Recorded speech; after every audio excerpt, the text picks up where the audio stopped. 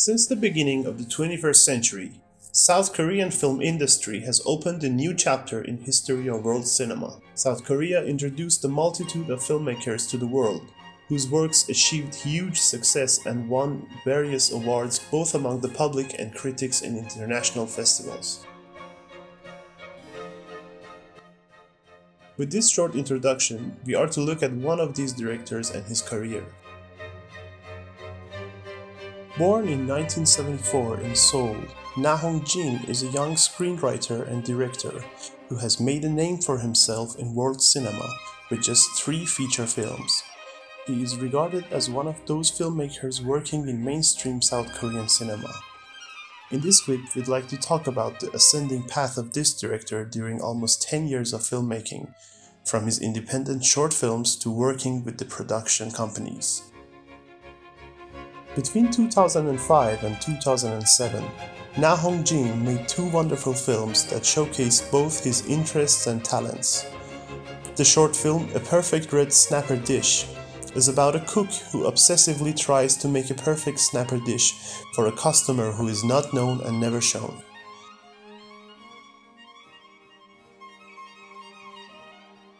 From this very film, one can see the signs of a director who steps in the path of making horror films full of injected violence.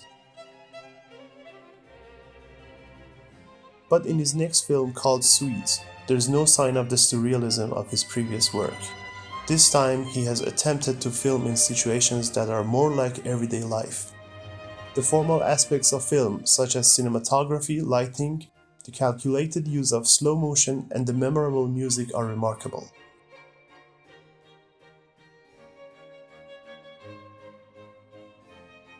After 2 very different directing experiences, he decides to mix the 2 together. A combination of violence, life, and city, the result of which is his first feature film that paves the way for the 34-year-old director's entrance to the global cinema. As its name suggests, The Chaser is a tale about chasing, a crazy story about people who look for things but never reach them.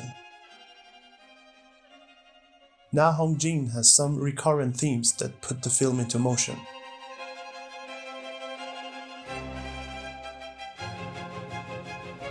The Chaser takes place in various urban locations that are characterized by crowdedness and chaos.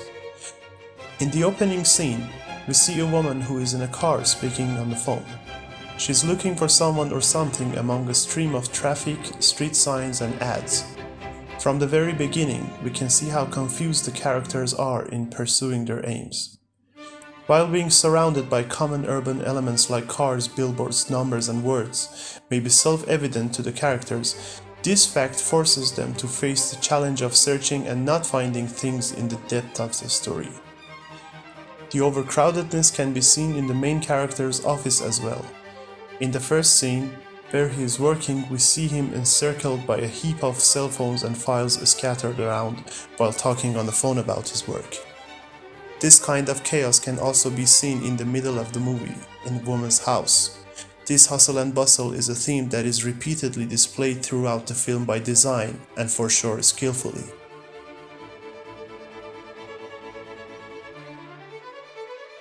Many of the film's scenes happen in cars and on crowded streets.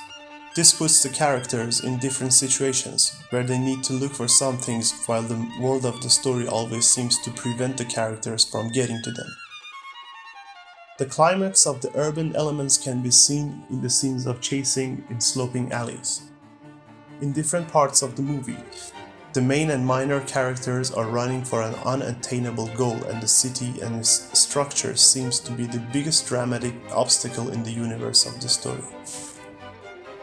Another theme that is found aplenty not only in Na Hong-jin's films but also in the new wave of K-cinema is the usage of violence as a narrative measure to further engage the audience with the film's world and its turmoil. The tradition of portraying violence in the Korean cinema has been an almost constant feature. The Yellow Sea, Na Hong-jin's second feature film, has almost the same directorial features as his debut. The repeated use of handheld camera, crowded urban spaces, stressful chasings, fast rhythmic cuts, and close-ups have made The Yellow Sea an intriguing drama just like his first film.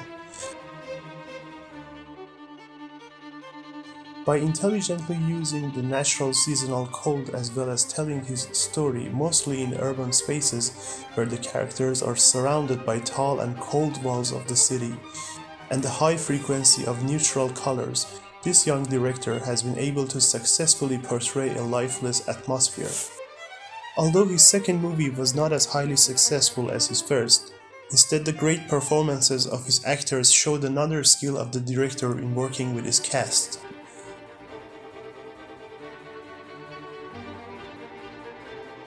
In The Yellow Sea, Kim Yoon-suk, who also played the hero in The Chaser, plays Myung-ga.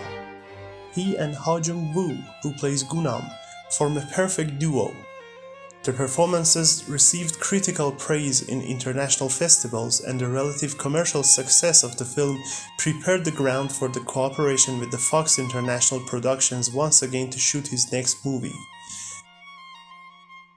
A film that is believed by many to be the turning point in the South Korean horror filmmaking. In the year 2016, he released his latest film called The Wailing, but this time Na Hong-jin chooses a haunted and silent village instead of a crowded and noisy city. In addition, we no longer see violent and cruel people. Instead, the main character is a naive and timid police officer in a village in the mountains where he faces some mysteries that he cannot understand. The director's work has gotten more complicated with each new film. The Wailing can be regarded as more complicated than his previous works.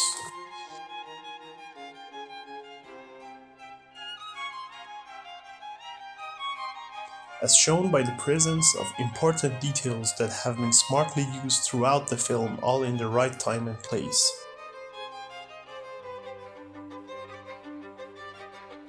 Another new technique that the director uses in this movie is the gradual introduction of important characters whose entrance are postponed even till the beginning of the third act. This not only makes the audience constantly try to untie the knots of the story, but also acts as suspense builder and makes the audience doubtful about whom to be suspicious of.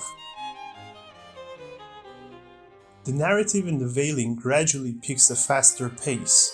From the beginning of the film until the middle of the second act, when another main character enters, the film has a slow tempo, using wide shots and long takes. But from the middle onwards, Na Hong-jin resorts to the narrative and editing style used in his previous two movies, and as the story gets more tense, the film becomes more fast-paced.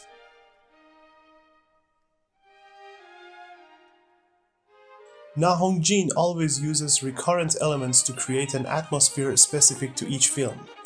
From this perspective, The Wailing can be seen as more similar to The Chaser. The simultaneous usage of rain and blood in the scenes where the blood is usually splashed on the characters' faces reminds the audience of the archetypal use of rain. Rain is used as a thematic element in both movies. We see rain either when a crime is happening or has happened, or when a mystery is solved so that the audience can take a step forward. Here, rain always serves a function as purifier and cleaner. Like in the previous two movies, The Wailing was both commercially and critically successful. Hence, we can go on and claim that in spite of making a small number of films, Na Hong-jin is one of the most successful South Korean directors today.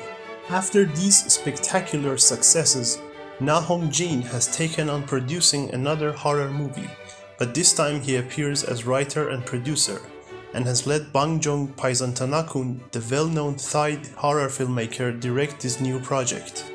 Now the fans of Na Hong-jin are waiting for the release of his next film, so that they can take pleasure in watching the magic of cinema on screen again.